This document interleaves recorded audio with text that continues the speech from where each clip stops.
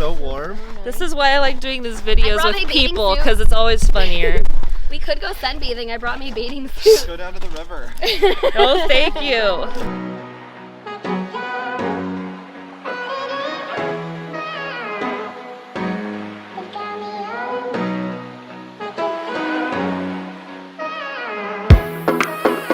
Hi everyone, welcome to Penny for Your Crops Homestead. This is Cindy. Hi. She's my best friend. Might as well be my sister because we've known each other since we were born, quite literally. True. And before that, our moms were pregnant at the same time and went to the same church. Anyway. We were fist bumping from the womb. Something. Something like that. So we did a lot of stuff this week. We went exploring because it's the tail end of winter and the snow's gonna be going away really soon. We wanted to do all the super fun stuff in the snow before it's gone, so we went skiing. Yay! And we went on a hike to the local river. So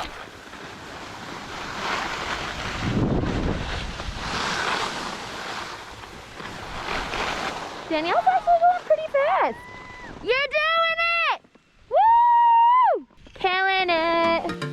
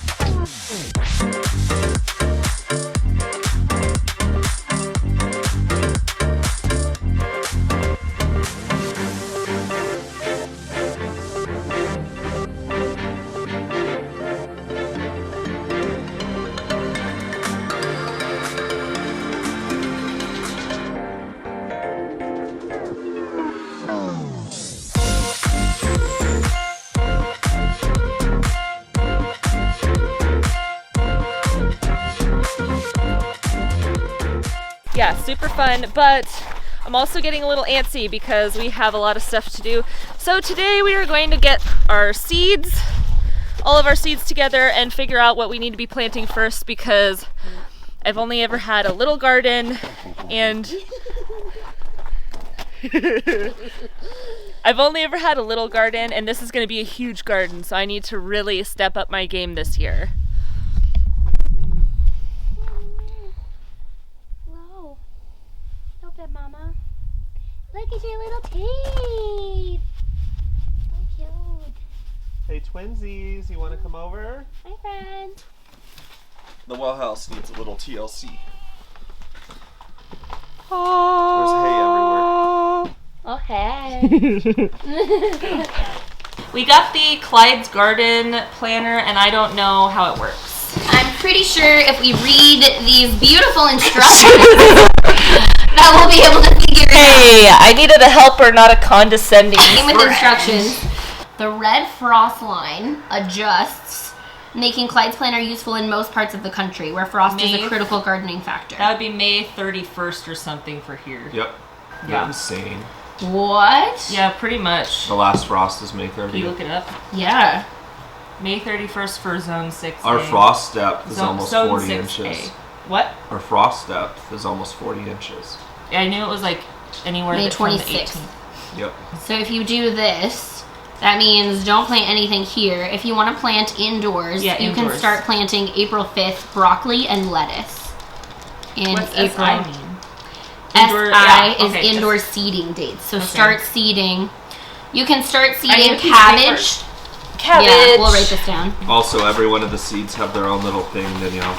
Yeah, the Some seeds, of them are super early seed planters, and then others are later. they have instructions on the back of the seeds. Oh yeah, I know. Some of them require like 3 months in a climate-controlled environment. What if you put all of this in an Excel spreadsheet? That way you can organize the data. She doesn't like using technology. I would love want to use Excel. Do I know how to use it? Okay, No. you can grab her Apple computer I can do it on my work laptop. That'd probably be much better. if you want. Because I can do a pivot. Send it to us? Because I can do a pivot table, so you can organize the data.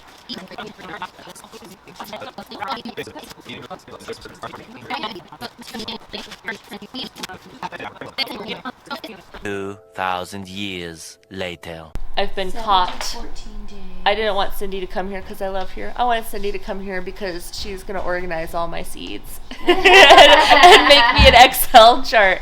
Cindy is a, would you call it, a professional business organizer. And Daddy, can we watch something? August 23rd through September 6th. my city friend is doing all my seed starting Excel spreads for me.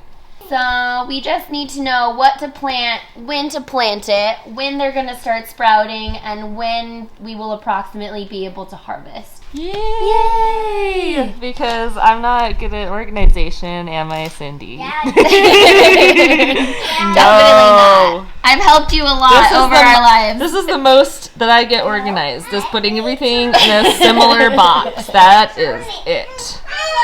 Okay, so we put the kids to bed so we can actually talk without interruption.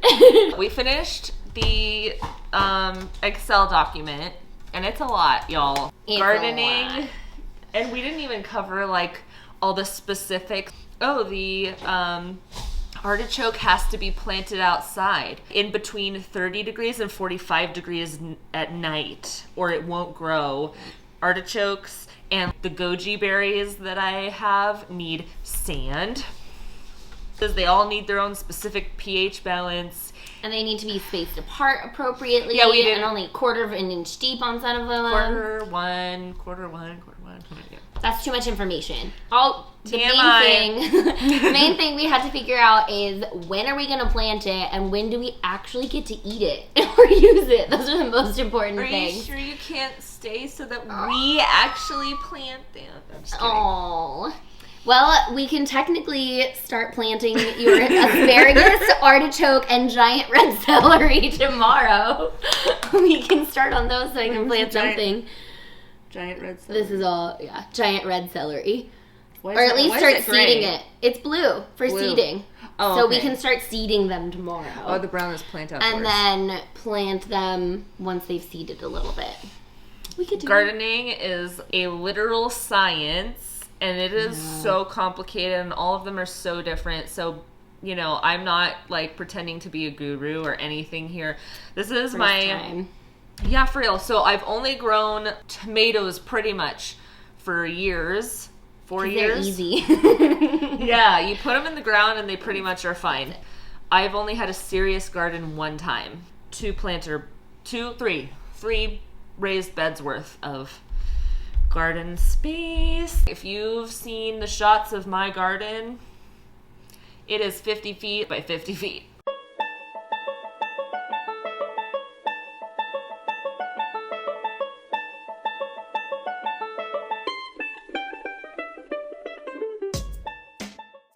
Got a lot of room. It's intense. A lot of room to So- grow. And she's got a lot of seeds.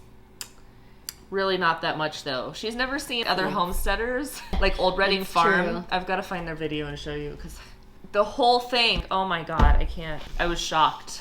And I have one little box. So we have on the left hand side, I'll zoom it in so we can actually see what's happening.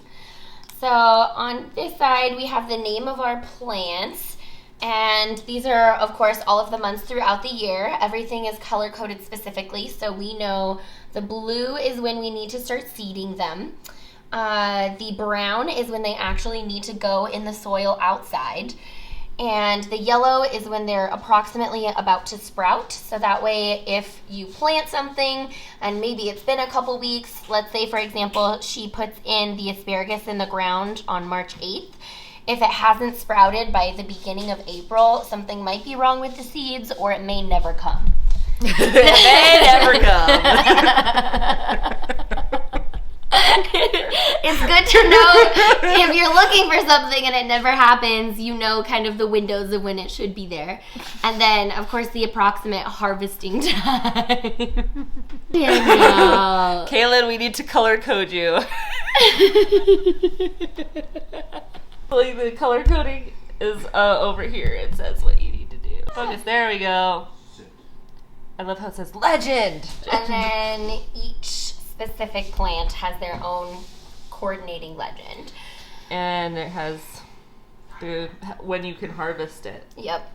So this will be a good starting point, and then I guess every month I'll just call Danielle and ask her how it's going. So one good thing to note is that all of the planting times and dates are based on your last frost date. So this wasn't information that was readily available to us. We had to go seed packet by seed packet to determine. So since the last frost is here in Idaho on May 26th, statistically, and a lot of the plants say that you're supposed to plant it 6 weeks before, 2 weeks before. 8, They'll 10. give you specific weeks before the last frost or after the last frost of when you're supposed to plant it. So we had to calculate all of this per seed packet. And I mean, what do you call it? The chart thing, the calendar thing we had, it was kind of helpful, but also we had It's not specific because there's so many seeds that she had that wasn't just the generic broccoli or cherry. Yeah, because I mean, you have the early sprout peas versus the regular sprout peas, and so it's going to have different specifications. Yeah. And this just allowed us to specify it based on what's actually going in the garden and when to plant it, for like your personal records. I'm gonna be so busy. Baby goats. Very true. And the baby plants and Got a baby busy chicks. summer. Baby chicks. Oh, Meat chickens. my gosh. Breathe. Later. That's a tomorrow problem, not a today problem. Yeah, but that's it for our little spreadsheet that I recruited Cindy to help me. So I almost hit you in the face. But I recruited Cindy to help me with. Also, another note is thank you all so much for all the super sweet comments that you put on my last video about homesteading and mental illness. I really appreciate all of it. It was super awesome to find that I wasn't alone and other people have similar issues to me. And it's just great that we've all sparked a conversation about it because homesteaders don't really talk about that kind of thing. And I think it's really, really important, especially since we all have to work super hard all the time. So thank you all for that. And I think that's it for this vlog. We will see you on the next one. Thank you for joining us. Bye.